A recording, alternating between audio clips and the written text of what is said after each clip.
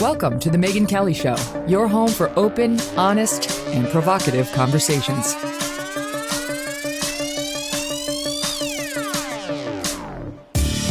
Hey everyone, I'm Megyn Kelly. Welcome to The Megyn Kelly Show, live again from Montana.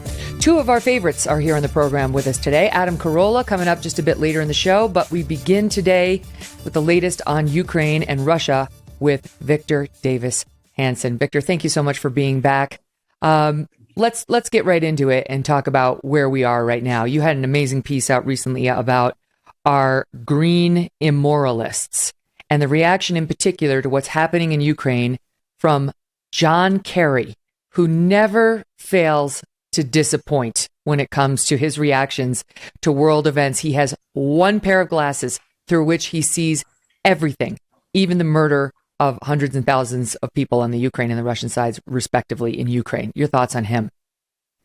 Well, you remember during the Iraq War, he said, you better go to college and do well in high school and get to college or you're going to end up in Iraq. That was right when we were trying to conduct the surge and we have all these brave people fighting and he acted as if they were the losers in the global race. But he's tone deaf to people that don't have his money and influence and status.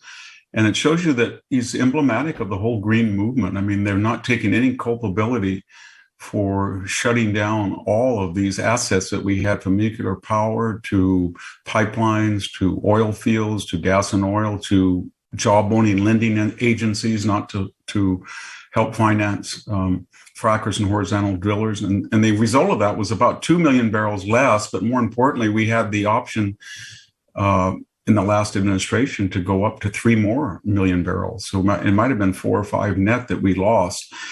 And they don't have a exegesis for it, Megyn. They can't say, well, Iran or Venezuela or Saudi Arabia or Putin, they produce oil far more ecologically sound than we do. Therefore, we would prefer that they drill it since we're in a global village and we all share the same heating up atmosphere.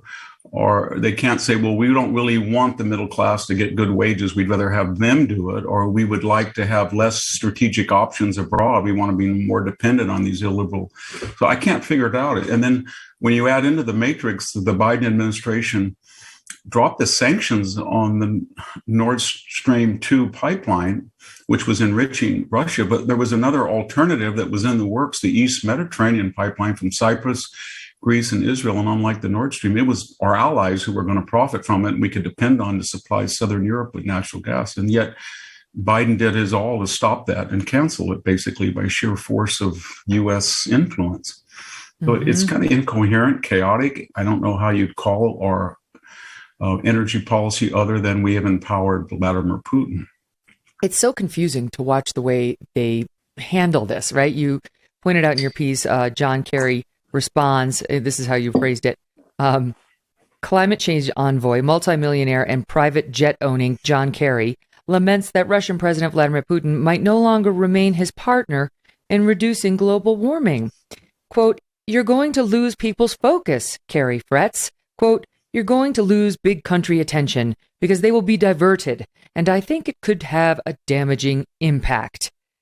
Impact, you ask? What does he mean by impact? What, like, are we solely focused right now on green energy concerns as people are dying in Ukraine? I mean, that's where his head is. And it is more evidence that the green energy thing is religion for these guys. Even back at home, they continue to tout the solar panels and the windmills rather than talk about drilling to solve our inflating prices, especially at the pump. Yeah, I think it's a psychological, kind of like medieval penance. They feel that the more they can be in the abstract, morally green or superior to the deplorable classes, the more they can enjoy their lifestyle, bi-coastal lifestyles without, worry about. And the second thing is they have no contact with the middle class. So, I'm here in Fresno County and I go to the service stations and now they've lowered the $100 limit in California to $75. And if some of these guys are very poor, they're landscapers or they're field tractor drivers and they drive 40, 50 miles, they have 20-gallon pickup. They can't even fill their gas. $75 doesn't do it. So, and so many of these people pick up. So they go around from service station to service station, hopping around to find gas. But that's a world away from, somebody in Palo Alto where I work.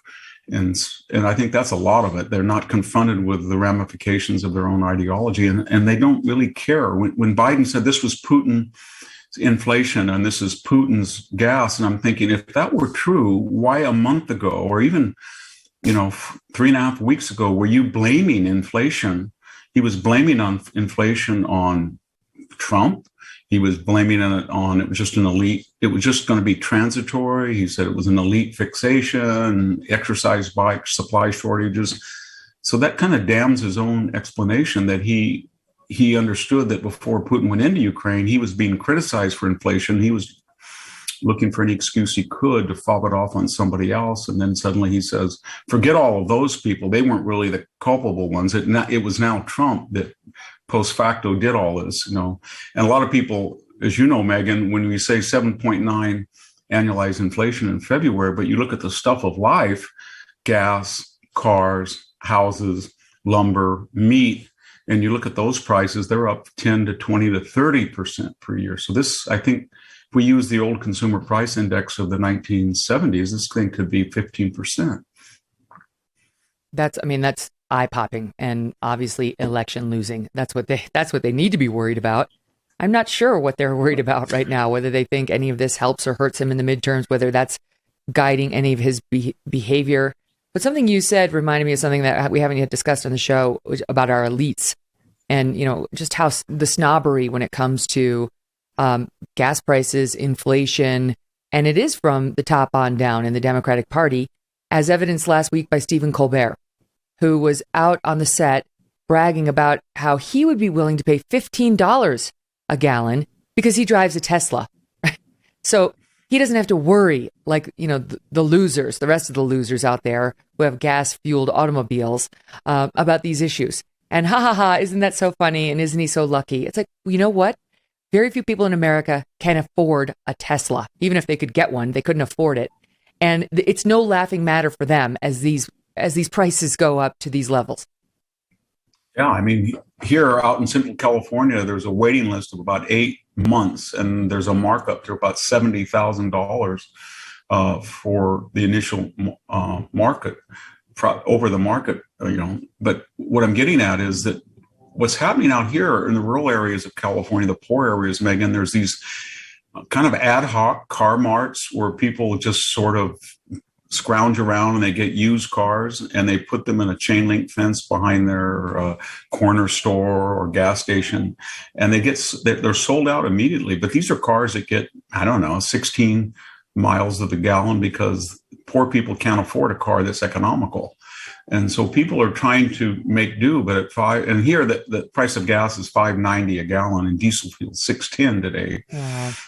And so these people have it's not that they don't have any experience with the so-called other, but they don't want to have any experience. And this is highly ironic because we've been lectured for 50 years that the Democratic Party was the party of working people, but actually it's the party of the wealthy zip codes, Silicon Valley, Hollywood, professional sports, corporations, Wall Street. It's a party of the very poor subsidized and the upper middle classes and wealthy that don't really care about taxes or regulations because they always have ways of getting around them. Mm-hmm. Well, you point out that in the meantime, what are we doing back at home? We're not tapping into Alaska's oil reserves or elsewhere. We're going begging to the Saudis, to Venezuela, to Iran. I mean, it's insane, right? And these are all regimes that we demonized, Joe Biden demonized, that have some of which we're sanctioning right now.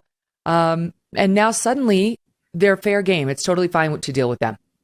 I went through all the, column before, I went through all the bad things that can happen when we're doing what we're doing. So then I said to myself, well, because they're doing the bad things, maybe they're naive or delusional. What are the good things they think accrues from that? And all I could think of was two things.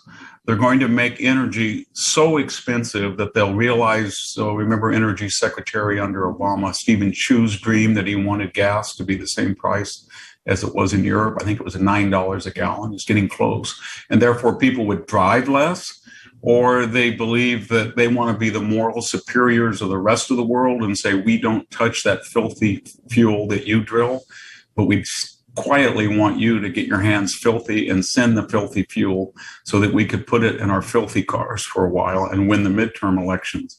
I don't know what that's sort of what they're talking or thinking about, because otherwise it makes no sense.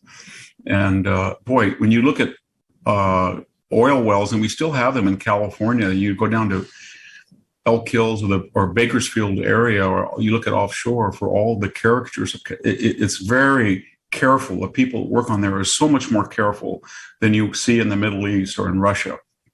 And so they should be saying every barrel that is produced under Western auspices comes out of the ground with less environmental damage than it does when we import it and subsidize it from Venezuela or Iran or Russia or the Middle East. Mm-hmm.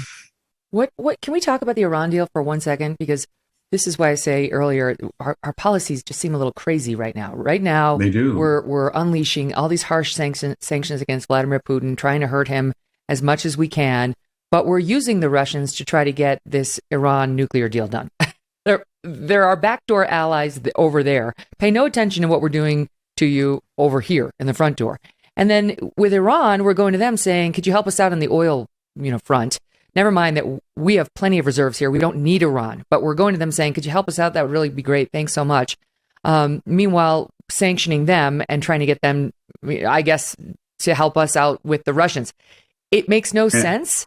I don't know what we're doing. Does it make any sense to you? No, it doesn't, other than there was a crackpot dream, remember, in the Obama administration, and the point man on that was the Deputy National Security Advisor, Ben Rhodes. He was the one famously who said, I created an echo chamber and these 20-something reporters know nothing, and bragging about how he just gave them these false talking points that they reverberated in the media. But I think the idea was, among the Obama-Biden administration, was that they wanted to create a antithesis to the Sunni Arab dominance that they felt was somehow illiberal. It is illiberal in many ways in Saudi Arabia. And they thought that they had very naive ideas about the Iranian revolutionary regime, but nevertheless, they thought it was revolutionary, and they were Shia and they were Persians, and they could have a Persian Shia crescent that would include Syria and Lebanon and go all the way to the Mediterranean. And therefore, it would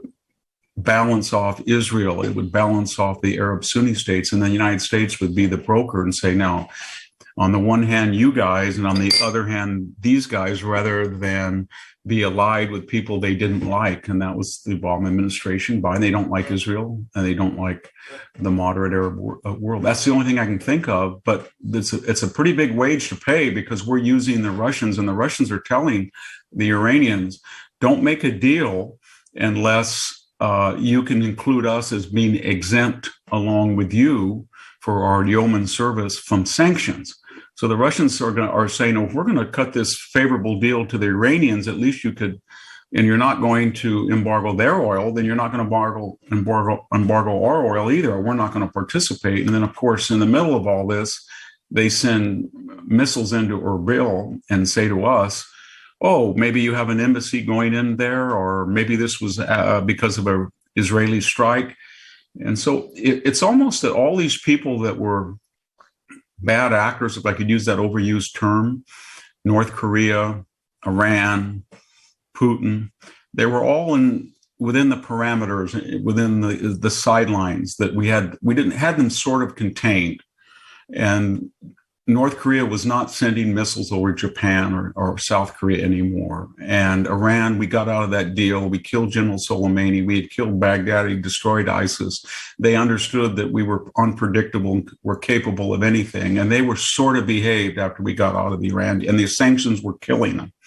And the same was true with Putin. And then I don't think, Megyn, we've really fully digested how bad Afghanistan was. That sent a message to all those players that we are not going to deter you, that we have no confidence ourselves, that we've just gone through a woke military reform movement, and we got out of Afghanistan. And to this day, we gave more arms to the Taliban terrorists, about $80 billion, according to some reports, than all of the West, NATO, and the United States has given to Ukraine. And that makes an impression on people. And when you add in Joe Biden's cognitive challenges, or the fact that he requested not too long ago for Vladimir Putin to stop hacking, in terms of, well, if you're going to hack, let's put these 16 quote unquote entities off the hacking list rather than stop it entirely. So, and then begging Putin to pump oil right before he went into Ukraine. You add it all up, and I guess you can say that deterrence is very hard to create and maintain. It takes years, and you can lose it. You can lose it in weeks, and we've lost it. That is such a good point. Right. Things were just, they weren't perfect, but they were steadier. They were more stable. Yeah. We weren't dealing with so many international crises.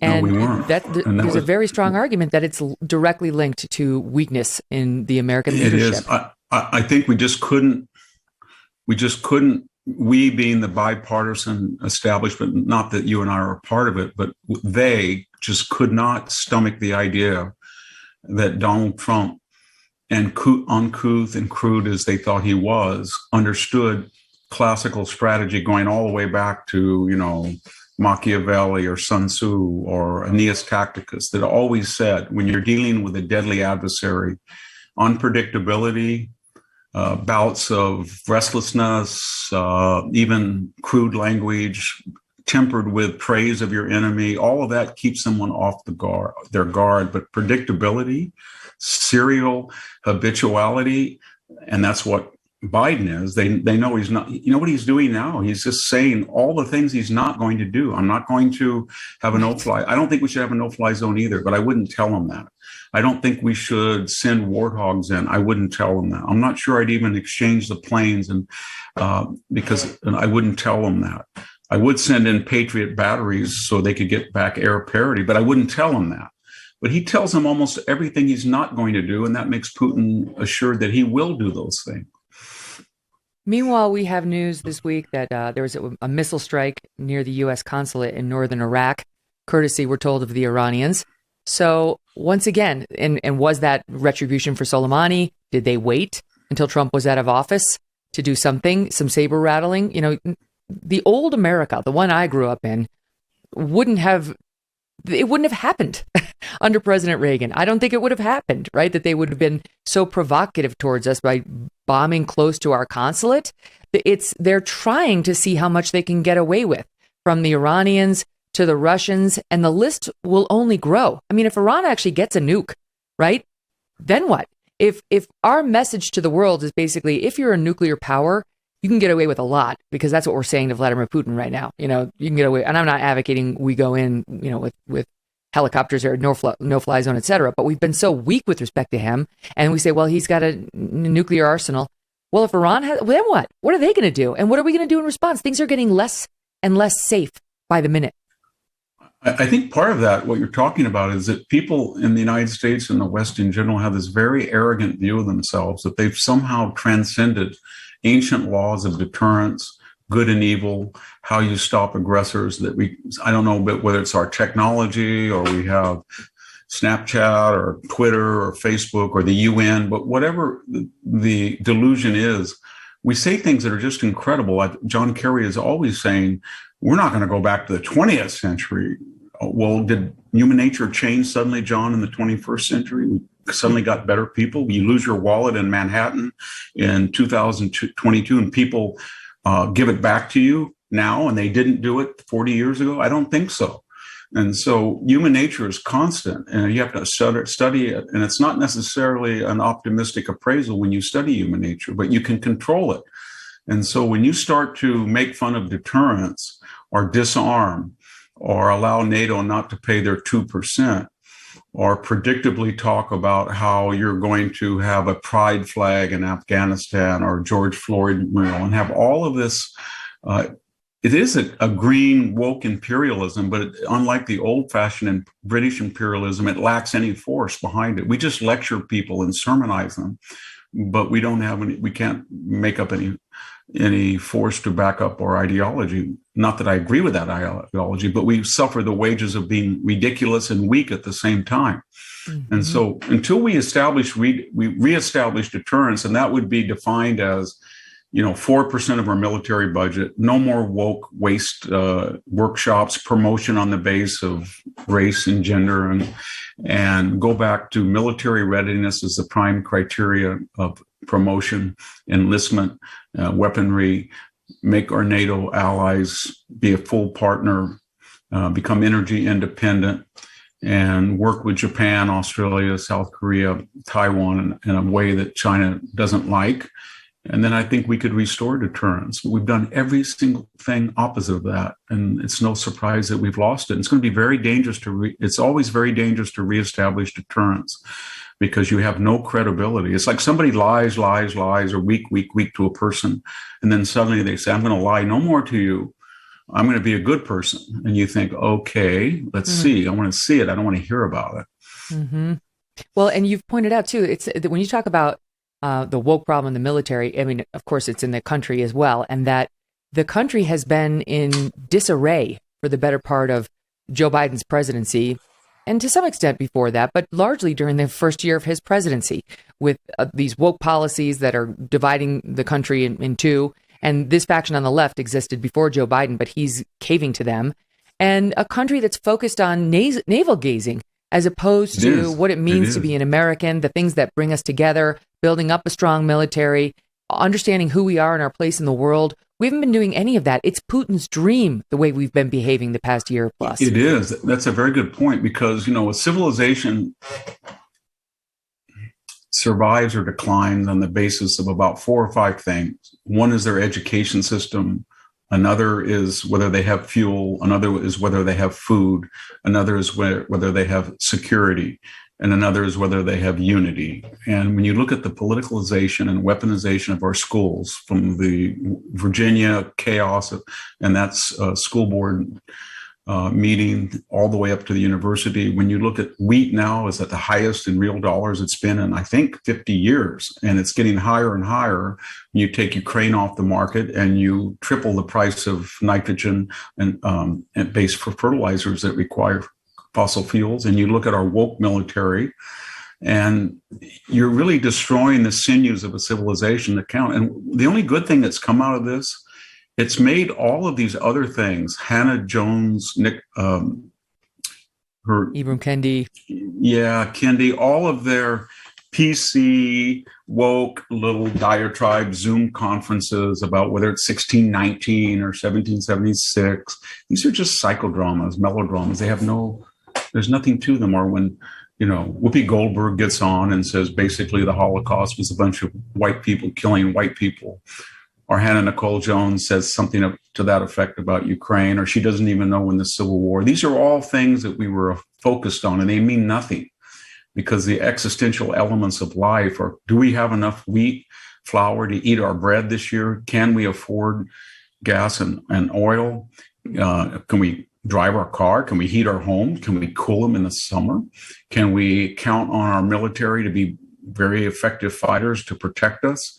Can we send our kids to school without being Sovietly indoctrinated? And that's a big question mark. And I really look back, it's so funny. This generation is so critical of these supposedly racist and sexist forebearers of ours. But these people came out of the Depression, Megyn. They had nothing. And yet they bequeathed to us when we were all growing up. You could get gas at an affordable price. You could get electricity at affordable price. The United States did not have to worry about, an unsecure border. The United States was respected abroad. So before we make fun of prior generations, we should take a look in the mirror, because I think this generation has done more damage to this country than any generation in memory.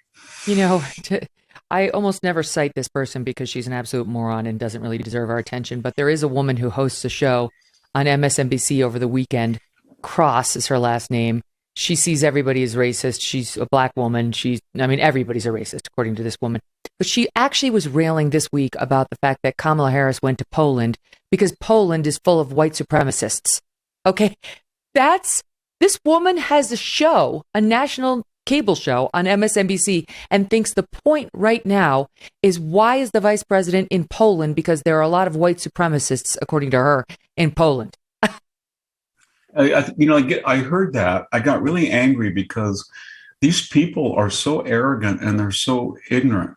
Poland was created and destroyed 4 times in the last 2 centuries.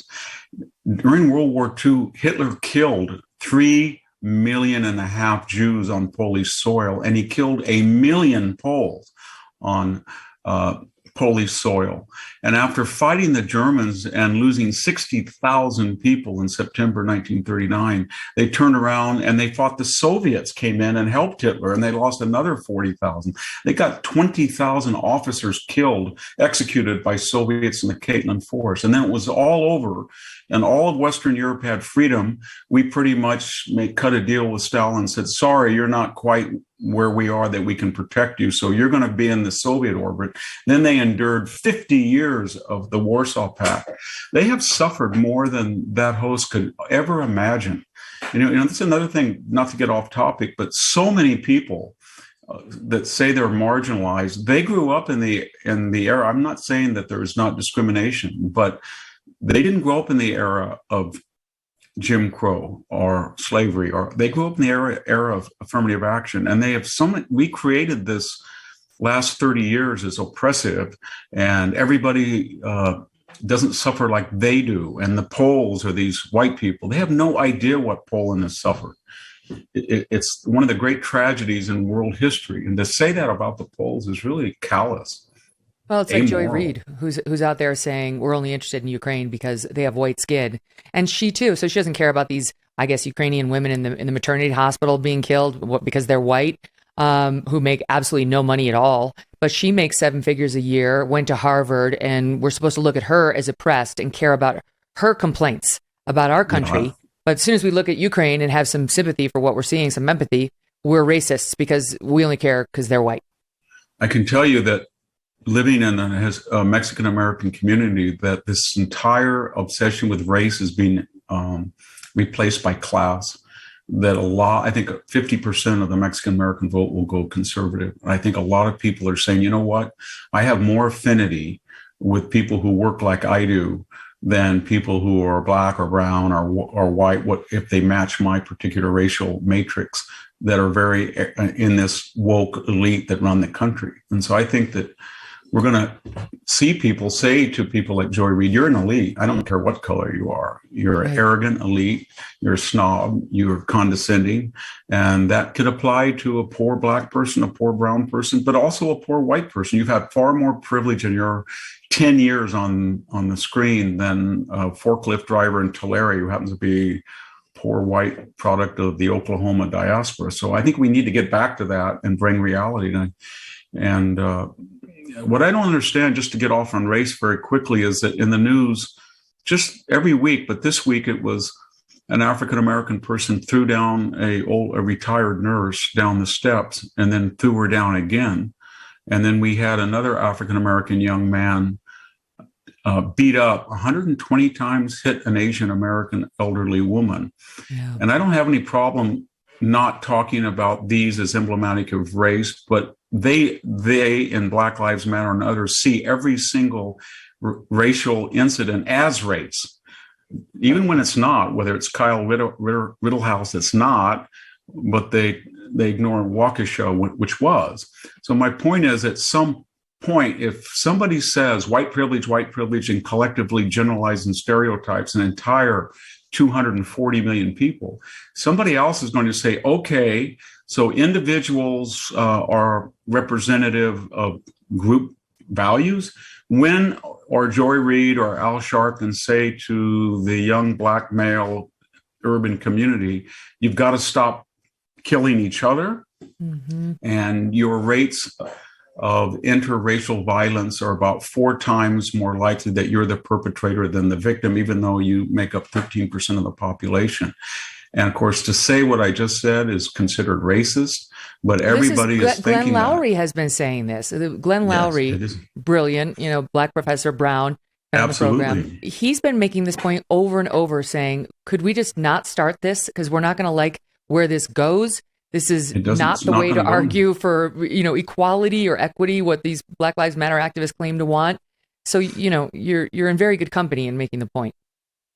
I think it's just suicidal for people to say that I have no individuality. I'm just a small tessera in a big racial mosaic. And then if people do that, then everything in that mosaic is culpable and can be criticized as it represents, a group mentality, because that's what they're doing with other groups.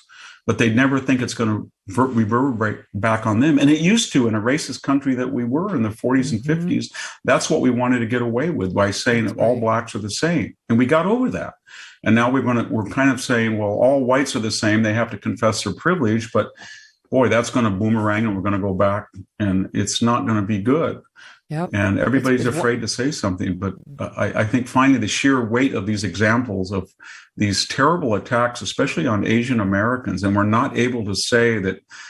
You look at the statistics in particular cities, they're preponderantly African-American males attacking female Asians. And it's not a good thing to just keep quiet about it. Yeah, you can't keep quiet about it. And it has ramifications, as we just discussed, domestically, internationally, not to mention it's just wrong. So you have to speak up no matter what they say, no matter what they call you. You'll be in good company when they call you the terrible names, because there's plenty who they've unleashed on. I don't care about what this cross woman says on the weekends, but she's fun to make fun of. All right, listen, Victor, it's always a pleasure. I'm so glad you were here. Thank you for coming on. Thank you for having me, Megyn. Okay, well, you think that COVID's over, right? It's like finally the Democrats are starting to relent on it. Guess again, because in New York City, they are still mandating masks on toddlers. Okay, on toddlers. And New York is not alone. In LA, they just announced they are not taking down the mask mandate on the school children for the rest of the year. They're insane. Coming up next, a dad and a lawyer who's fighting back in court. An interesting lawsuit. We'll tell you about it. How old does your mirror say you are? Ladies and gentlemen, you can lower the number by 5, 10, or even 15 years with the new Ultra Retinol Serum. It's great. From Genucel. One user, Marina from Fort Lauderdale, Florida, says, great product. I agree, Marina. She goes on to write, my skin loves it. I've spent so much money on creams over the years, enough to pay off my house. JK. But it feels like that. This product has changed my life like no other. Marina is so happy because she did try Genucel's new Ultra Retinol Serum, and it has hyaluronic acid in it, which works great. This incredibly powerful anti-wrinkle treatment is packed with a blend of natural ingredients that gives your skin all the benefits of a retinol without all the unwanted flaking and irritation. See, go to Genucel.com/MK60 right now for up to 50% off the brand new Ultra Retinol Serum. Give it a try. You will not be sorry you did. You'll be amazed with the results of your product, or you will get your money back. And you'll also get Genucel's immediate effects for results in 12 hours or less, free with your order. Just go to Genucel.com/MK60. That's GENUCEL.com/MK60. Free express shipping, free returns, exquisite customer service. What are you waiting for? Genucel.com/MK60. Welcome back to the Megyn Kelly Show. We always have a good time with our pal Adam Carolla, host of the Adam Carolla Show, as well as host of Truth Yeller on the Daily Wire. Love that. Welcome back, Adam. Good to have you. Good to see you, Megyn. Sorry, I'm in my car, LA traffic, daughter's doctor appointment this morning, so we're flying by the seat of our pants. Oh, if you are going to watch this later to the audience, you've got to see this, because Adam's literally showing us himself driving. His poor daughter got roped into this. Sweetheart, I'm sorry. It's okay. So much to go over, and I'm very glad you're here. Can we just start? Let's start with sports, okay? Because Tom Brady had a fake retirement, as it turned out. And I said to my husband, Doug, this reminds me of when someone throws their own funeral before they die, just so that they get to hear all the nice things about themselves, before they actually exit screen left. And so what do you make of the fact that he fake retired?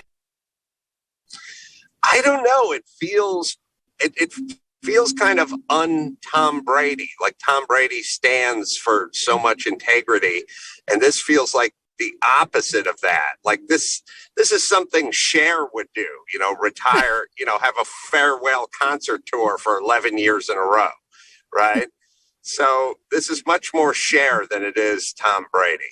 Well, I love it because it's like Giselle got blamed when he retired, saying it's her fault. You know, they called her Yoko Ono, that kind of thing. And now that he's going to play again, people are like, he spent 2 months at home with his wife and kids and was like, forget this. I'm going back to work. You can't win. Well, how can it, first off, you know, Yoko got with John Lennon and the Beatles broke up 10 minutes later. This guy's put in 23 seasons. How could she possibly be the Brazilian Yoko? And secondly, if he did leave football to spend more time with Giselle and you can't understand that, there's something wrong with you. It's not Tom Brady that has the problem. Also, they're living in a 13,000 square foot home. If you don't want to see your wife every minute of every day, you can just go to the racquetball court and drink a beer. It's a good point. You got options. Well, it'll be exciting to see him come back, and hopefully his last game, if it's this next season, will be a winning game. That's probably right. I think that the last game of this past season was a losing game. Okay, so let's keep it in the world of sports because something's going on with Kyrie Irving. Something weird. I mean, basically, Kyrie Irving is allowed to watch the games of his own team as a fan, but he cannot play in the games because he's considered a New York City worker. His workplace is in New York City, the Brooklyn Nets. Right? No, is he Brooklyn Nets? Yes. Okay, he's Brooklyn Nets. And so since he hasn't been vaccinated, he's not allowed to play inside of that arena. But if he wanted to attend as a fan, that would be no problem because he's not a worker, even if he's not vaccinated. This is the boneheaded place that our weird vaccine rules have gotten us. And I guess Kevin Durant, who's also a basketball player for the Brooklyn Nets, said Mayor Adams is basically just looking for some attention because this looks so stupid and absurd. Here's Kevin Durant defending Kyrie Irving. At this point now, somebody's trying to make a statement or a point to flex their authority. But, you know, everybody out here looking for attention, and that's what I feel like the mayor wants right now, some attention, you know. But he'll figure it out soon. He better. You know, people didn't understand what was going on, but now it just looks stupid. So hopefully, Eric, you got to figure this out. Yeah, you got to figure this out. What do you think of it?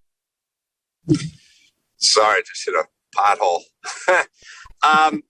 Look, nothing is consistent about this entire COVID era, right? You know, wear your mask in the airport, wear it in the plane. Here's some Fiesta mix. Go ahead and take your mask off while you eat the Fiesta mix. Now put your mask back on.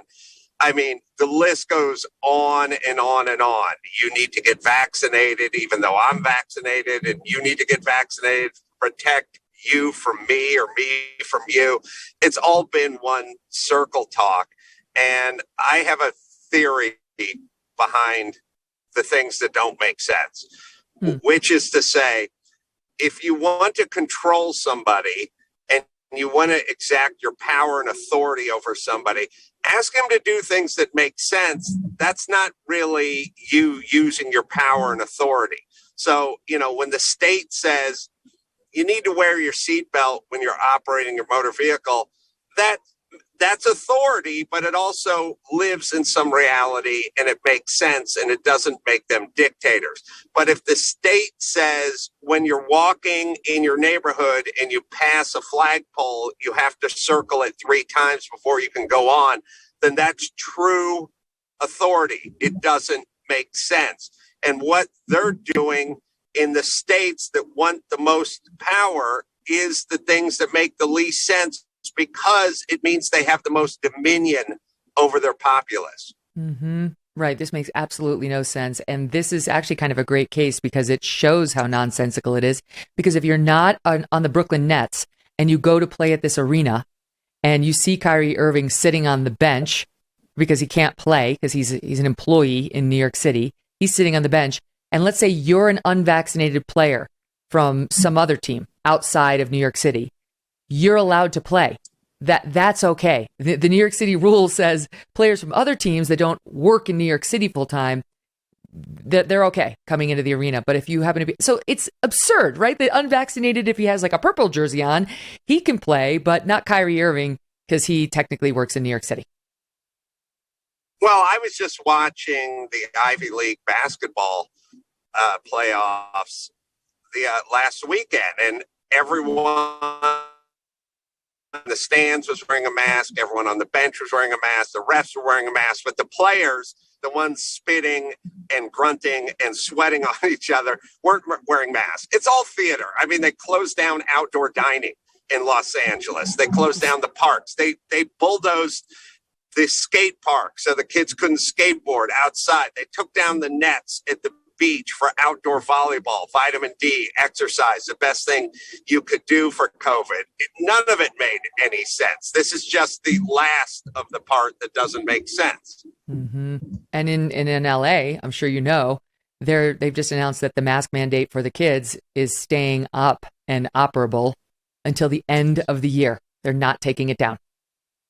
Yes, thank you, LA Unified School District, and thank you, teachers' unions. They're a bunch of cowards. And here's the other thing, too, and hypocrites, and there is no science to what they're doing.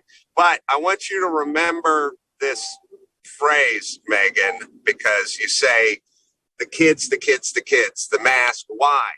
Why can the adults go anywhere? Or why you can go maskless in a movie theater, an arena, concert event, Trader Joe's?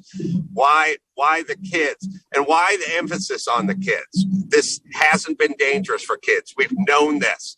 This kills sick people, old people, obese people, comorbidity people. It doesn't ostensibly affect kids. They're in the safest category. So why drilling down on the kids? Why the constant conversation about the category of people this ostensibly doesn't affect? Well, just remember this phrase, Megyn: crate training. You cannot train a dog when it's middle age. You got to get them when they're puppies and get them trained up and into that crate. And that's what we're doing with kids, because this will not be the last emergency, and it'll not be the last time the government and the governor and the mayor need to exact their power. And so let's get the kids into the crate. Let's get them coached up, and then they'll be ours.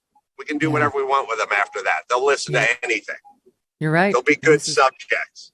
That's why, it was important, I think, during this pandemic as it rolled on to sort of speak to your children about how this is absurd, how it is a time to fight. It crossed over from a time to comply and to see what's what at the very beginning, which everyone did. The whole country did that willingly. People lost entire businesses out of concern for others and because they were going to be compliant, not just the one jerk who said, I'm doing it. And then bit by bit, people got to the end of their rope or their breaking point earlier than others. But eventually, most of the country, even Democrats, got to the point of realizing this is nonsense and it's a time to fight. Okay, let's talk about, in the world of sports still, Naomi Osaka. My old pal Naomi Osaka is making headlines again. So she played at the Indian Wells tournament, which is out by you, right? This is in California, so I think Palm Springs by there. And lo and behold, Adam, I mean, you're a stand-up comedian. You ever get heckled? Anybody ever yell anything not nice at you? Yeah, this is the longest I've actually ever went speaking in front of my daughter without her heckling me. She's got to step it up. Wait, she pulled a tomato out of her backpack. We may have an issue here. Well, most of us in the public eye, whether we're news journalists or comedians or professional athletes, have had to face a heckler a time or two. And one person in the stands at Indian Wells yelled out at Naomi Osaka, "You suck." So what did she do? Did she keep playing? Did she, was she the consummate professional? No. She went over to the umpire and asked if she could have the microphone. This is in the middle of the match, to address the heckler. So the umpire says, you got to be out of your mind. No, you are not getting the microphone to try to manage a heckler in the middle of a match and sway the crowd basically over to your side in the middle of this match, which would not be fair to your opponent. So no, you can go back to the court and play the game, and that's that. So she did. She went back, she played the game, and she lost. She went back and wanted to try again and said, I lost the match, but I want to speak. And at this point, they gave it to her. And so she goes on about how the reason it was so upsetting to her is because she had just watched, I don't know if it was a Netflix special or the movie about Serena and Venus, and it was at Indian Wells 20 plus years ago that they were heckled, Venus and Serena and their dad, and, it really affected her.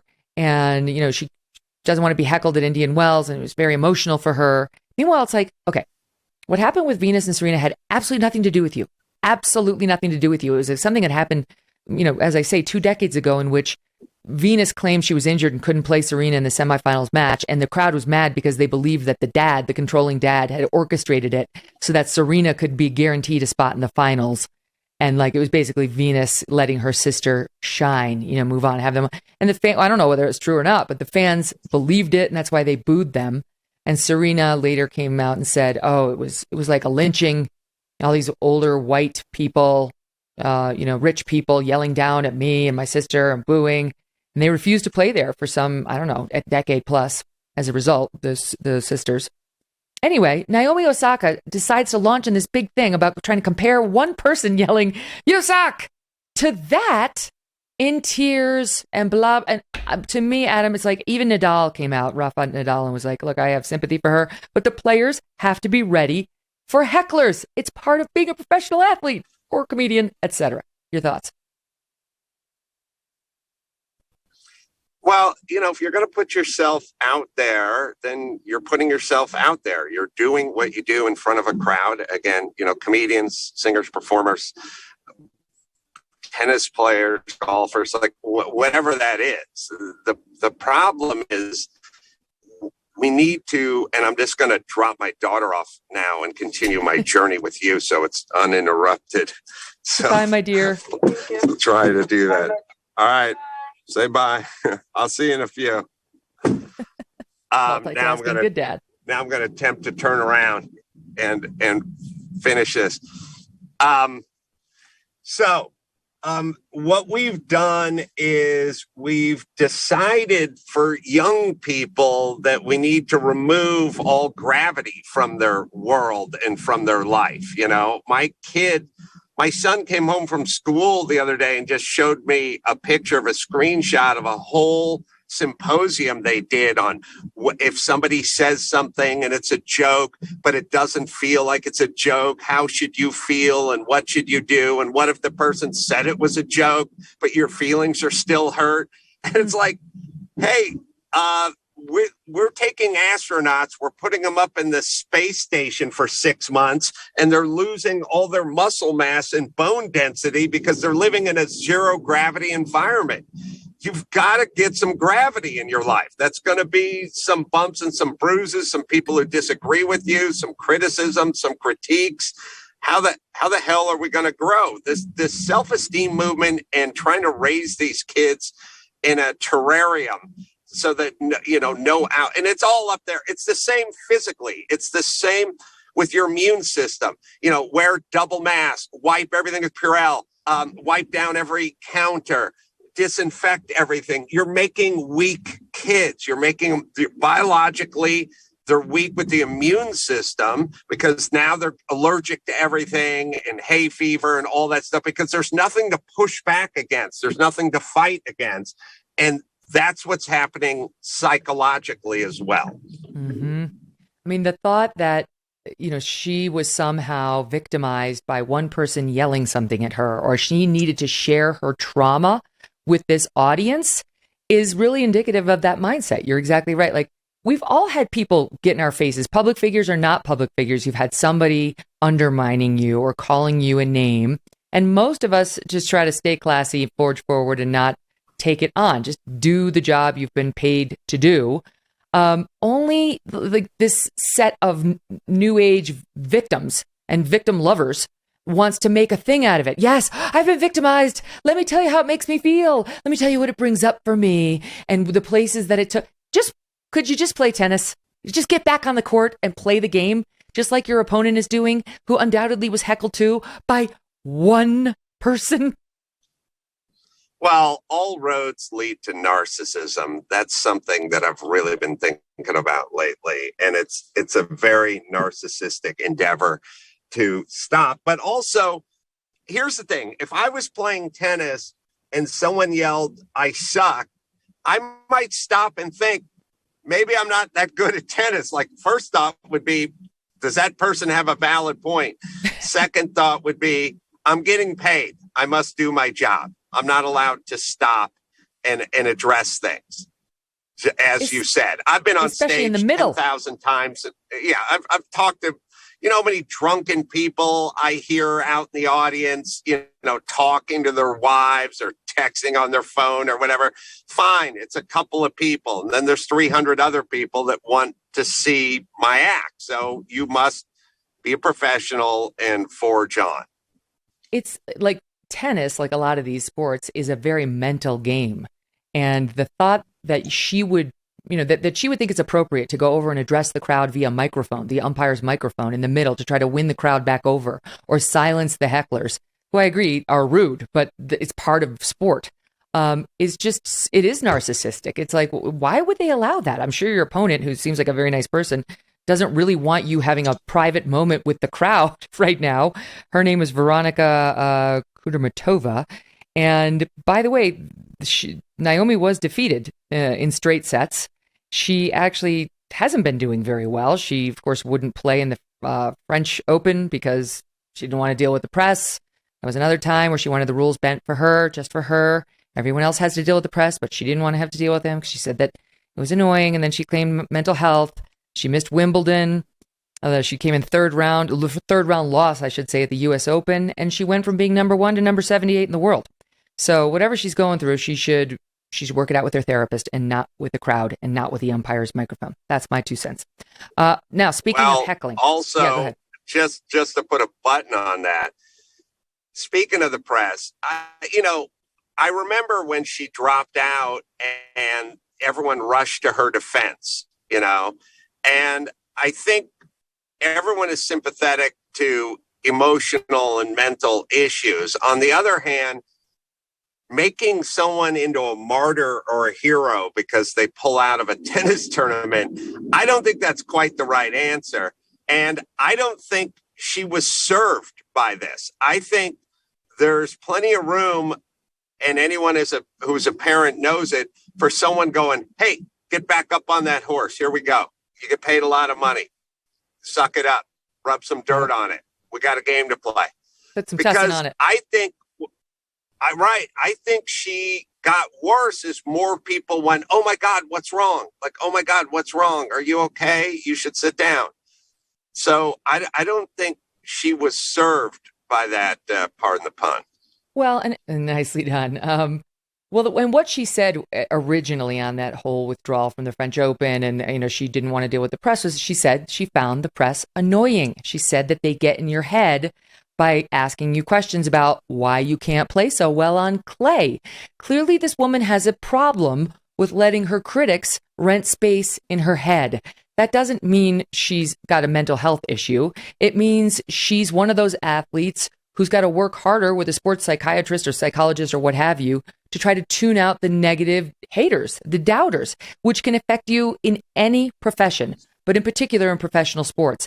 It doesn't mean all the rules of professional sports have to be changed to accommodate your problem. Like, you, therefore, don't have to do the press conferences, and you, therefore, get to address the hecklers right in the middle of the match because you have an inability to tune them out. That's not how life works. They don't change all the rules just to accommodate you and this particular weakness that you may have.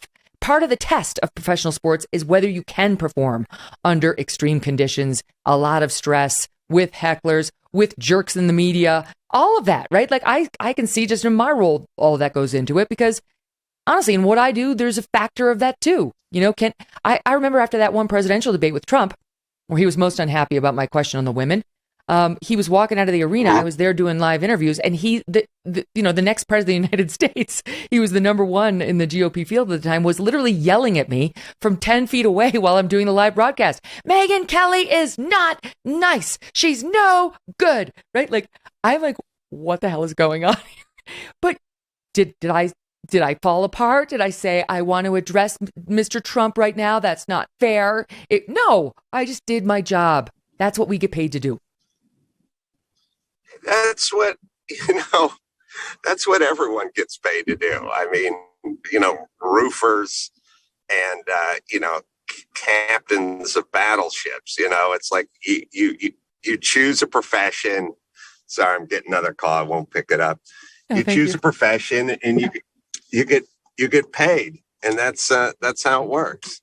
Yeah, and you don't ask for a bunch of special exceptions. Okay, I'm going to let you take that call because I'm going to squeeze in a break, and then when we come back, go ahead. Yeah, I want to talk to you about Sam Elliott getting called the B word for making fun of this new Western, and The View saying that criticism of Kamala Harris is racist. Okay, we're going to pick it up there. Don't go away. Much more with Adam Carolla. Black Rifle Coffee Company is a veteran-founded company serving premium coffee to people who love America. They develop their explosive roast profiles with the same mission focus that they learned as military members, serving this great country of ours. And in 2021, BRCC donated over 100,000 bags of coffee, which adds up to over 2.1 million cups of coffee to first responders, law enforcement, and active duty military members. So you know that with every purchase you make, Black Rifle really does give back. Black Rifle imports high-quality coffee beans from Colombia and Brazil, and they roast them 5 days a week at their facilities in Manchester, Tennessee, and Salt Lake City, Utah, which means you get the freshest coffee possible no matter where you live. The best way to enjoy Black Rifle's freedom-filled coffee is with the Black Rifle Coffee Club. When you join the club, your brew is roasted, it's packaged, and it's shipped free to your door on your schedule. Not only do you save a trip to the store, but you receive special discounted pricing on roasts, and you will gain access to exclusive products, partner discounts, and you get to be part of the coolest club on the planet. Literally a win-win scenario. Black Rifle Coffee has everything a coffee lover could ask for. Single-serve coffee rounds, ground and whole bean blends, and single origin coffee too.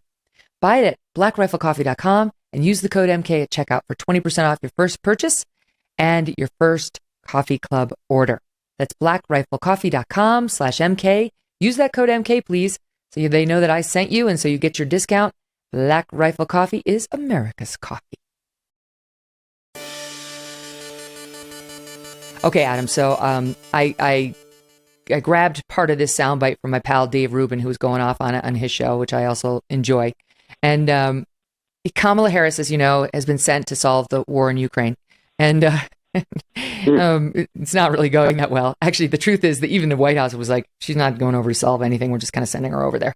And she's been doing her weird cackle and making sort of weird, inappropriate responses to questions when asked. Actually, here's just a little sample of it, and then I'll get to what The View said. Listen. To know if you think, and if you asked the United States to specifically accept more refugees. Okay. A friend in need is a friend indeed. Okay, I can first. Okay, so this time. Szanowna pani redaktor. So I will say what I know we all say, and I will say over and over again. The United States stands firmly with the Ukrainian people in defense of the NATO alliance. Ukraine, not part of NATO. It's kind of one of the issues that they're fighting over. Okay, so fair game for criticism under any rational person's view. But here, speaking of The View, is there's a guest host, and then there's Sunny Hostin responding. Listen. I don't know that it's about her laughing, because I agree. I think that would be very inappropriate, and that's something that they do to women. I think that she has gone on multiple occasions a little bit underprepared with some of the questions that she's been asked. Lester Holt asked her a pretty basic question that she couldn't answer.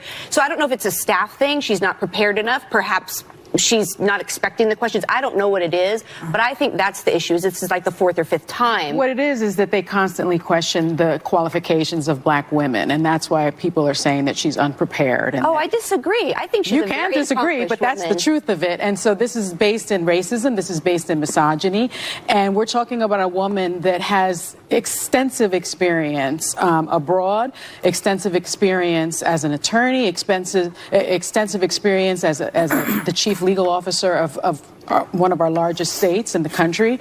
And I think this is just much ado about nothing. I mean, we didn't talk about Vice President Pence's, the right didn't talk about his handling of the COVID epidemic, which I think, or the AIDS epidemic, which I think led to, thousands and thousands of deaths. And what they're talking about is her laugh. She was there as an emissary, really, and she wanted to reassure the NATO allies that as Russia steps up its attacks on Ukraine, that the United States was going to be supportive. In fact, she's in, I think, Bulgaria right now. She is prepared. She is seasoned. Abroad, she gets wonderful marks across the board. But this is just something that I think happens to women, and especially black women. Adam, your take on it? Uh-oh. Wait, can't hear you. Start again. You got me now? You got me? Yeah, now I got you. Oh, sorry. Well, look, I don't get the rules. So are the rules that we can elect someone to the second highest or appoint someone to the second highest office in the land, and then if she speaks gibberish but is black, then we can't have a critique of that person because that's racism. So according to Sonny Hostra, or however last name is pronounced, Hostin, we're not allowed to critique anybody of color, no matter how poor their performance is or whatever the stakes are and whatever they're pointed to. Because it seems like those are her rules. Yeah. Well, what she's saying is that, I guess, that in particular, the cackle, the response to her weird laughter at every turn, it happens to women. Mm-hmm. You know who it used to happen to? Hillary Clinton. These are both politicians who put themselves out there. And if you have a weird cackle or like a knee-jerk response of laughter to difficult or tense situations, as a politician, people will see a pattern and you will get mocked for it, no matter what you have between your legs.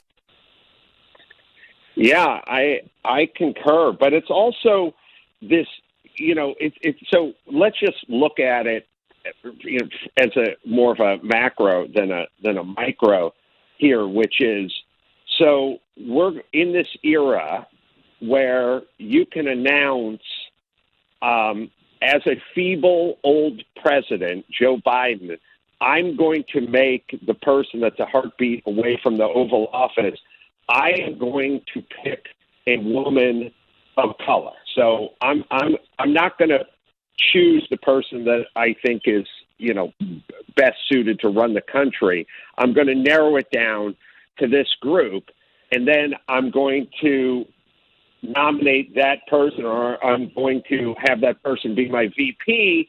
And then if she's incompetent, whether it be Ukraine or the border or her crazy answers, Lester Holt asking her if she's been to the border and her saying, I've been to the border, and then switching it to, we've been to the border. And then but you know what people don't really drill down on that particular exchange with Lester Holt is she said she sat down for an interview. So, sorry, we're just listening to the ladies from The View, and they said maybe she's not being prepared well enough for these interviews. She did an interview with Lester Holt, and he said, have you been to the border?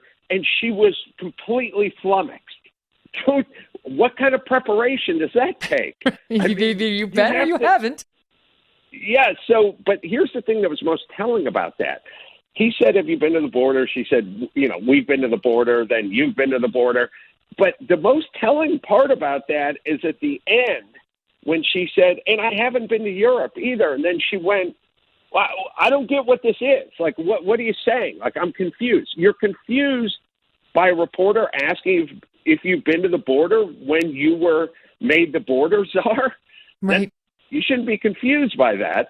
She's not up to the challenge, but the new rules are, we will appoint someone based on their gender, their sexual proclivities, their heritage, whether they're man or woman. We'll do that. And then if they don't perform, you're not allowed to critique them. Mm-hmm. That's basically what the ladies from The View think, which is a recipe for disaster. Yeah, that's true equity. You can get the job because of your skin color or your lady parts, but then you are inoculated against any criticism because you get to play the skin card or the gender card whenever anyone tries it. So it's both a sword and a shield. It works out so perfectly. But by the way, it only works if you're a Democrat. Just FYI. Don't try that if you're a Republican. By the way, the sword and the shield is a good kind of euphemism for the man parts versus the lady parts, as I think about it. The shield, I'm going to leave that alone. I had something to say, but I'll say it privately to you or my husband at another date. Please. Okay, let's move on. Before we leave the news entirely, can we just spend 1 minute on this? MSNBC, apparently, according to Keith Olbermann, was trying to hire him to take over for the semi-retiring Rachel Maddow. I mean, she's semi-retiring, but she's getting $30 million a year, so it's a pretty good deal. She's just not going to do her nightly show every night. She's going to do, I don't know, documentaries or something nobody wants to watch. So her show's up for grabs, and Keith Olbermann is on the record now saying that I was in talks for that. They wanted to hire me, and the only reason the talks fell apart is Rachel Maddow didn't want it. He was her mentor. But this guy, he's been fired. He was fired by MSNBC. He was fired multiple times by ESPN. He was fired by Current TV. He keeps getting fired over and over. And they actually were getting ready to put him back on the air. Apparently, she's the only reason it didn't happen. Yeah, I always try to think about guys like Keith Olbermann, like from a psychodynamic standpoint, because he says things that are insane, but he's clearly bright. Yeah. I mean, he says things that are insane, but he's not a dumb person. You know, I'm curious, and maybe COVID has made me think this way, like epidemiologists, doctors, politicians, doing patently insane things and saying insane things and wanting America to do insane things, but yet clearly educated and clearly bright and clearly articulate. It's kind of scary, isn't it, that there's so many smart people that say dumb and insane things out there? Yes. Well, being smart is no requirement to getting on MSNBC. That's obvious. Rachel Maddow is smart, but completely misled her audience for 2 years over Russiagate and never took any responsibility for it. But, you know, we talked earlier in the program about this. What's her first name? Anyway, her last name's Cross, and it has a show on the weekends. And she was criticizing Kamala Harris for going to Poland because she says it's full of white supremacists. Right? So that's the Cross lady. Then there's Joy Reid, who's out there, you know, every other night. Everything's through a prism of race. We can't feel for the people in Ukraine because that's our white supremacy, identifying with white people. So the MSNBC lineup. Can you imagine Keith Olbermann, these other two gals? Nicole Wallace, the fake Republican who's still trading off of the, you know, stint she had under the Bush administration, in which she gave us, Sarah Palin. The network is collapsing. Its ratings are terrible, and there's a reason why. And to the fact that this is linked to the NBC brand and they do nothing about it says a lot about the mothership as well. Yeah, you wonder if a lot of these people in these news outlets, first off, they have no ability to pump the brakes or to even push in the clutch. It's always grab the next gear and speed forward. You know, 3 years of Russian collusion. And then when the Mueller report came out, that was your time to pump the brakes. That was the time to be intellectually honest. That was the time to try to reconnect with your audience and say, you know, we do the best we can, but sometimes we make mistakes. Or even something like ivermectin and CNN and Sanjay Gupta.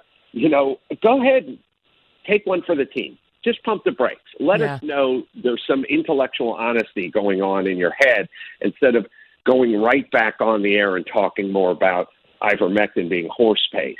It's why they're losing their audience. People don't believe them. I work with a lot of young people. I say to them, if you heard something on CNN or MSNBC 5, 8, 10 years ago, would you believe it? And they said, of course. And then I said, what about now? And they said, no, I'd have to go investigate. Yeah. You know, if I heard the can't say gay or ivermectin or whatever COVID news, it's like I'd have to go online and figure out what was really going on. That's exactly right. That's a bad sign for a news organization. That's a bad sign. Yeah, I mean, it used to be, and I'm not sure, but it used to be we didn't want to be misled on facts. We might have wanted to get our worldview affirmed by the cable news anchor we listened to, but we didn't want to be misinformed on the facts, right? You'd want to hear them argued by someone articulate on your side, but not have fake news shoveled at you all day. And we are well past that point. Okay, let me shift gears because I want to talk to you about what's happening with Sam Elliott, like the ultimate cowboy in American media, in American films and so on. He's gotten into some weird fight with this very well-known director, Jane Campion. And the story, as I understand it, let me see, I've got to check my notes here. Okay, so she directed Power of the Dog, a Western film on Netflix in 2021, which has been nominated for 12 Academy Awards. Sam Elliott, again, he's like the Western guy, he went on Mark Maron's WTF podcast and was asked if he had seen the film. Elliott said, you want to talk about that piece of, and I can't say the word because I'm not swearing for Lent, doing very poorly, but trying. And here's just a bit of what he said that led to a fight with her.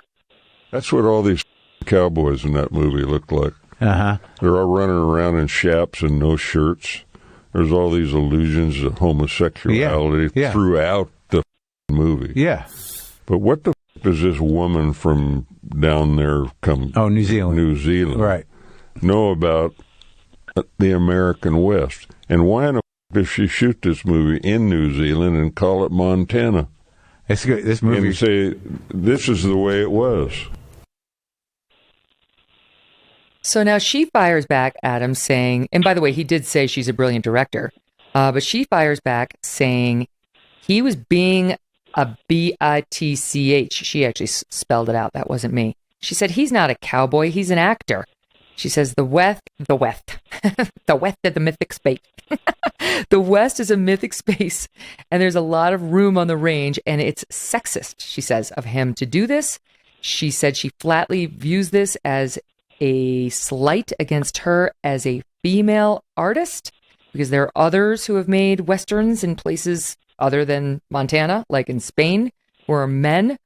And she said, I consider myself a creator. I think he thinks of me as a woman or something lesser first, and I don't appreciate it. So she played the woman card. Thoughts on it? Well, I mean, again, sort of circling back to Kamala Harris, like, you're going to put yourself into these powerful positions. You're going to speak into microphones or create art.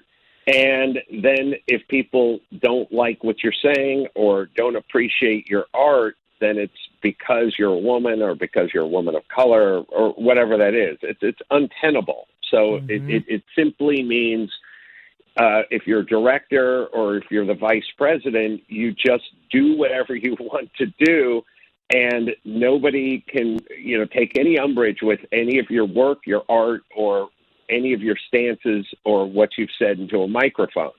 And it'll all be blamed on that. And look, I don't know if they believe it, they've been convinced to believe it, or they're just playing a sort of card that's convenient for them. But I've always said, as a white heterosexual male, my ultimate, Dr. Drew is calling me on the other line, by the way, to beep. The ultimate, I'll call him later, but the comfort's him in. He'll have thoughts on this too.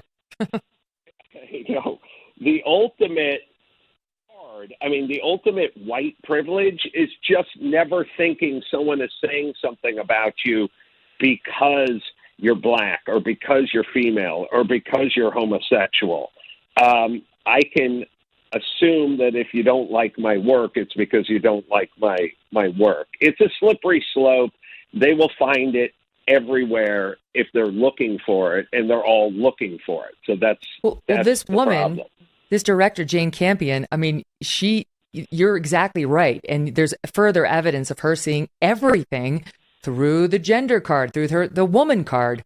And she got herself in trouble after this mix up with Sam Elliott because she was at an event and Venus and Serena, back to them, they were there.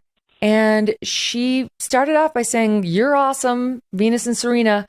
But then she kind of played the woman card and like how tough she's had it in her industry versus in tennis. We have it on tape, don't we? Yes, we have a soundbite. Let's play it. Here's what she said that now she's getting hit for. You know, Serena and Venus, you are such marvels. However, you do not play against the guys. Like I have to.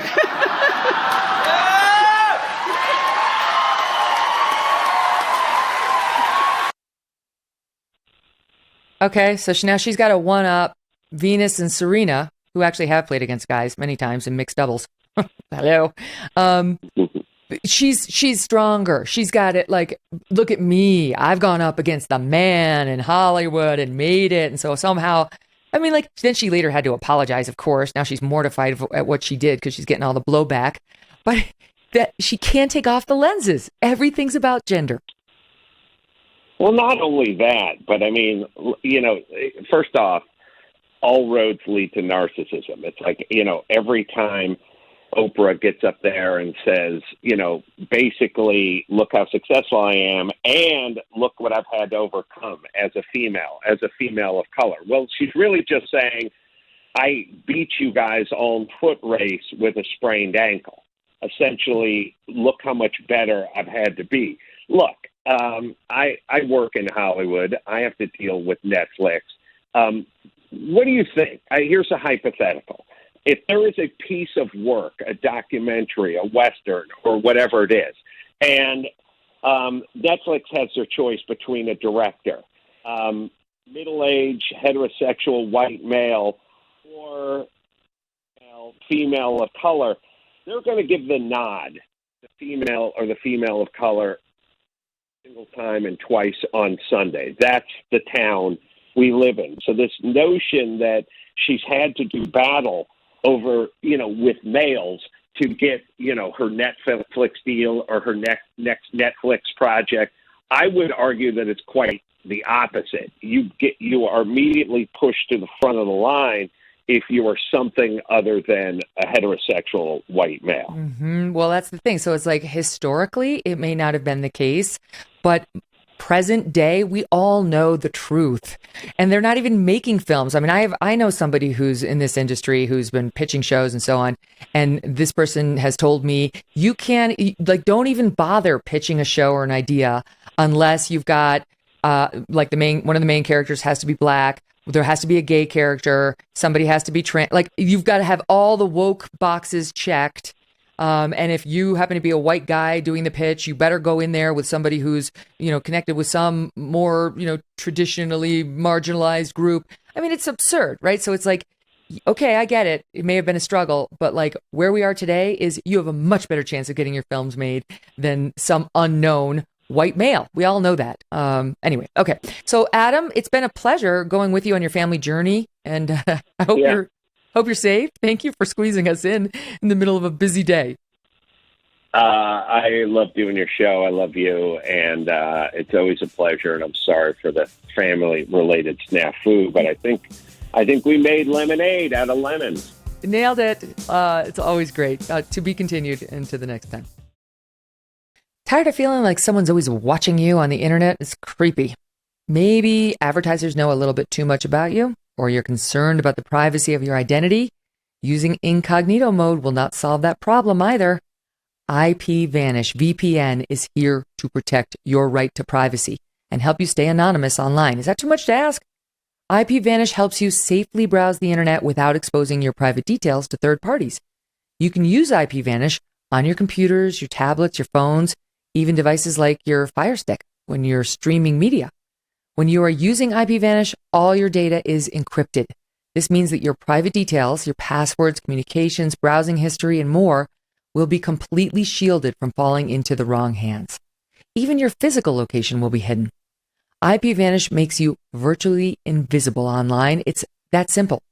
IPVanish is offering an incredible 70% off their yearly plan for our listeners with a 30-day money-back guarantee. That's like getting 9 months for free. IPVanish is super easy to use. All you have to do is tap one button and you are instantly protected. Take your privacy back today with the brand rated 4.6 out of 5 on Trustpilot. Go to ipvanish.com/Megyn and use promo code Megyn and claim your 70% savings. That's ipvanish.com/Megyn. Welcome back to the Megyn Kelly Show. Toddlers are still being forced to mask up in New York City. Unbelievable. My next guest says enough is enough. He and other parents are now suing to end the so-called toddler mask mandate. Michael Chessa is a dad and attorney. I spoke with him yesterday. Michael, how you doing? Thank you so much for being here. I'm good, Megyn. Thank you. Thank you for having me. Good for you for doing something about it. I just had one of my good friends who's been as outraged about the mask mandate as you and I have. She's a New York City mom. You know, we celebrated the fact that our kids got unmasked. And the first thing she said to me, and I said back to her, was, but we can't forget about the littles. We can't just forge on without the littles, the ones who need these things the least. You must have been infuriated when you heard he wasn't lifting it for them. I was, my wife and I were devastated. It's, and I'm not exaggerating. I think if you know parents who have kids and they want the choice to send their children to school without a mask, and it means something to them, like it does for so many of us. When Mayor Adams announced that he was lifting the mandate for everyone but the littlest, we were actually devastated. We really were. Mm-hmm. Right, because it's so easy for people outside of New York to be like, well, pull your kid, don't send your, it's like the damage being done to kids from having no school at all is severe too. And it's not that easy to just, I'll just find a new job and I'll move away right now. It's not that practical. Of course. Now that I've gotten some engagement on Twitter and social media, there's also this line, what about active shooter drills? Or what about the war in Ukraine? People throw these things at you as if, as a parent, every single day your child walking out of your house is not maybe the most fundamental, important thing in your life. So it's a silly game. But, we again, just want the choice for the parents, right, Megyn? We're not talking about anti-mask bills. We're not talking about banning masks. We're talking about parental choice. Right. It should be your decision what's best for your little one. So tell me about your family situation. How many kids and how old? So we have 3 kids. I have a 15-year-old son, a 3-year-old daughter, and a 2-year-old daughter. So we kind of have a mixed situation that happened when the masks came off my 15-year-old, and yet I had to send my 3-year-old to school. We've been frustrated the whole time for the past couple of years. We've gotten to know parents who are in our situation through some great advocacy that's going on in the city. Barry Weiss wrote an article you may have seen called "Revenge of the COVID Moms." I'm living that article. I don't need to read Barry, but I love it. There you go. So we've been working with and kind of advocating for behind the scenes with a lot of parents who feel the same way as we do. It's something that is so fundamental to a kid's life, and to think that my 3-year-old for the past year hasn't seen any of her teachers' faces in full, hasn't seen her friends' faces in full, and is still there right now as we're talking, sitting in class all day with a cloth mask on her face. It's infuriating. So you hear this a lot. They don't complain. They're not complaining. It's the whiny parents who are complaining. And I thought you've been making a very good point on this argument. Yeah, thank you, Megyn. At the beginning of my career, I was a prosecutor at the Brooklyn DA's office. And when you deal with children, they trust adults. They are compliant beings by nature. They look to us for guidance. They don't come out questioning things that we tell them to do. And having been a prosecutor, I've seen children suffer some of the worst harms you can imagine, and they don't make a peep, right? They go about their lives because that's the nature of a child. So those arguments, that's one of them that just the hair in the back of my neck stands up. Yes. Inability to give voice to their distress does not mean there is no distress. Yes. Perfectly put. It's infuriating. It's maddening, right? Exactly. And they just want to keep looking at us and telling us that they know better. It's like, great, you do you when it comes to your kid. That's the beauty of our society. I have a different judgment. But Mayor Adams, now everyone has such high hopes for him. He says this is the science. This is what's prudent. He gave us a big lecture about how this is what's prudent. Let's hear a little bit about this soundbite. Debbie, the one that we were just talking about following the science, number 6. That's why it's so important to follow the science and listen to the doctors, because when you looked at those under 5, they were more likely to be hospitalized. And, I said people wanted to say, let's lift it across the board, but that's not what the science was showing us. And so I know some people are concerned. I would rather people complain against me than losing our babies in our city. We got to follow the science. The science states that that age group cannot be vaccinated, and they have among children, there's some of the highest hospitalization rates. So we have to save our children. Your reaction to that? Megyn, there's a lot of different ways to react to that.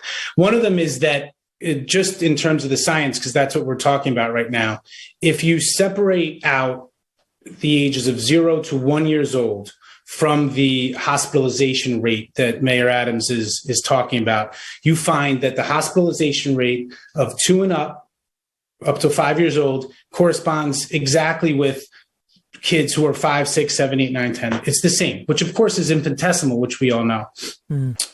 Kids that are younger than 1, anyone who's had a child knows that if there's a fever, you may bring that child to the hospital, right? You get a doctor's involvement much sooner than you do when the kid turns 1 year old. So the science on that is off. And it's not only off, just look at the rest of the world, right? Look at the WHO.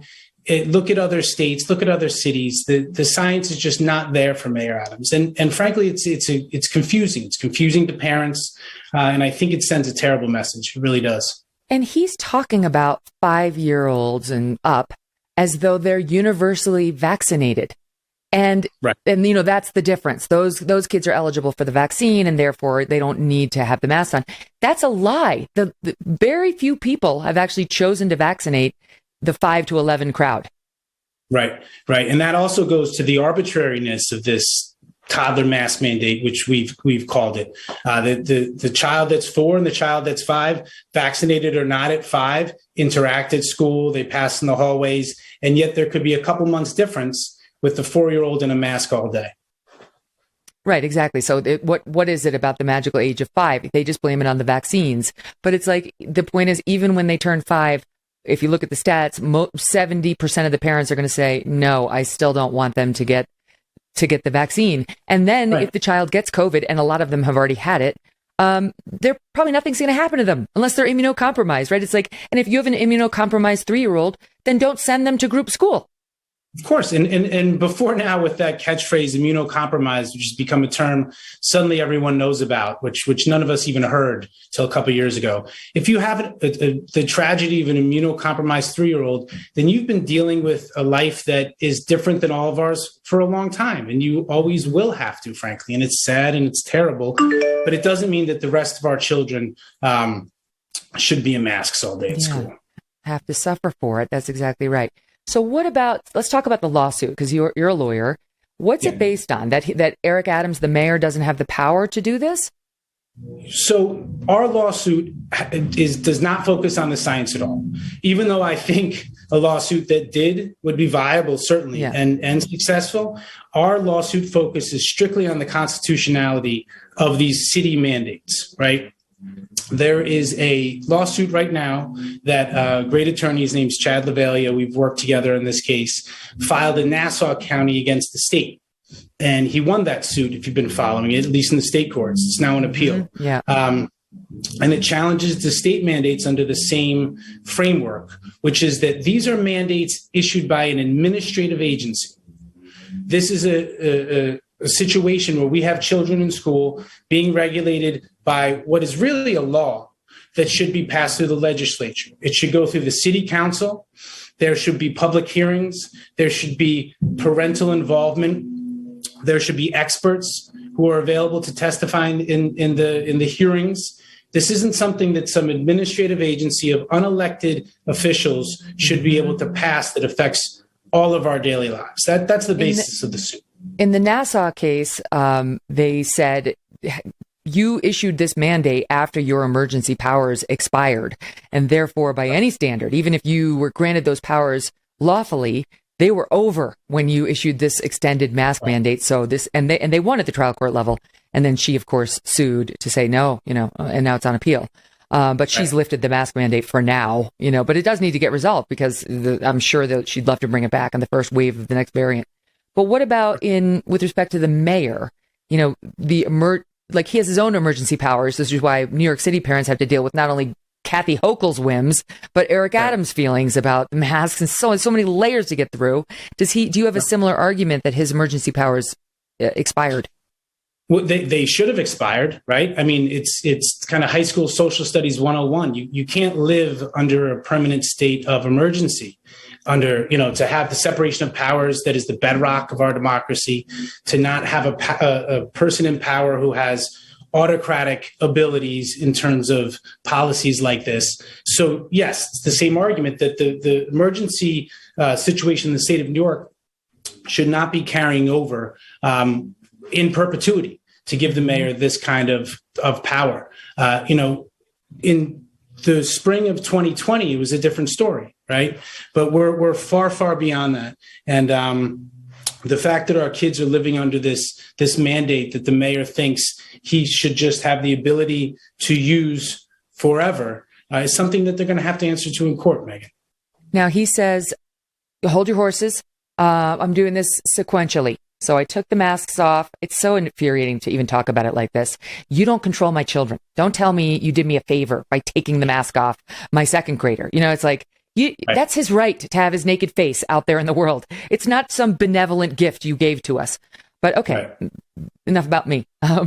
But he says, I'm doing it in phases. Here's the soundbite. I'll let him put it the way he did, which is soundbite 10.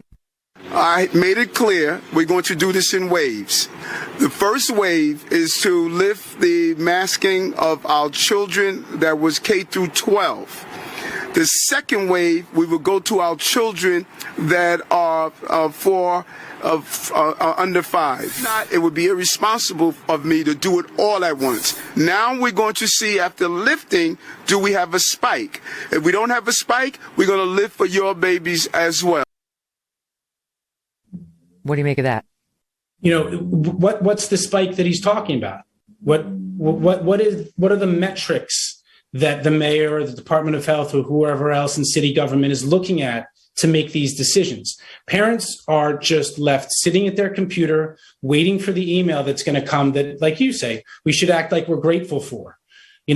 What we need is a clear bill introduced to the city legislature that says, when the cases reach these levels, when the hospitalizations reach these levels, it needs to be something that we have some sort of public engagement on.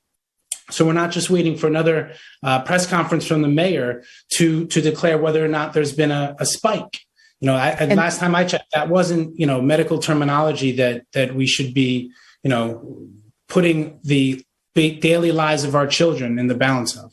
No, it's a good point because they refuse to set the criteria openly for when can the masks come off? What are you looking at? They won't, because it's really just gut on their part and quote science, which we all know can find an expert to say whatever you want, and they have.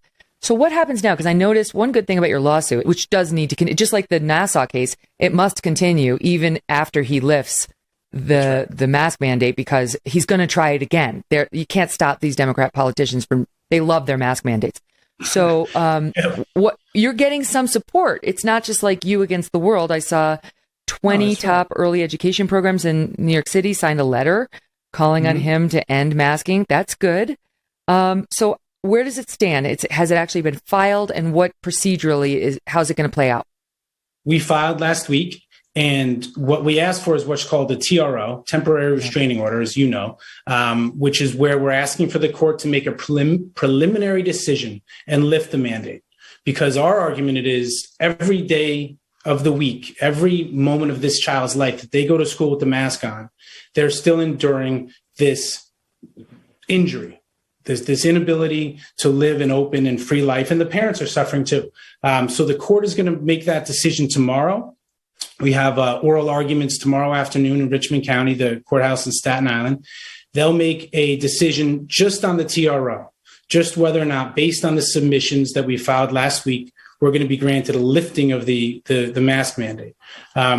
Regardless of that decision, there's going to be a briefing schedule where the city can answer. The court will hopefully give us time and a chance to respond to the city, and then a decision will be made in maybe a month or so as to the full merits of our lawsuit.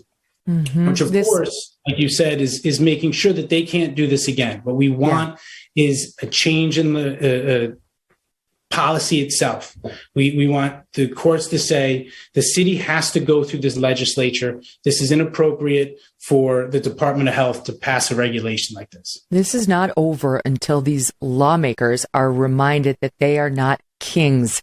There's a legislative process, and there's a reason for that, because lawmakers up and down the line, both at the top of the executive branch and in the legislature, answer to us. We get to fire them if they do things we don't like. And so it's not okay for the mayor to, with the sweep of a pen, just change lives, right? It's like we get to fire him eventually too, which he needs to bear in mind. But there's a whole group of people who need to be held accountable if they sign on to this madness. I admire your tenacity. I'll give you the last word.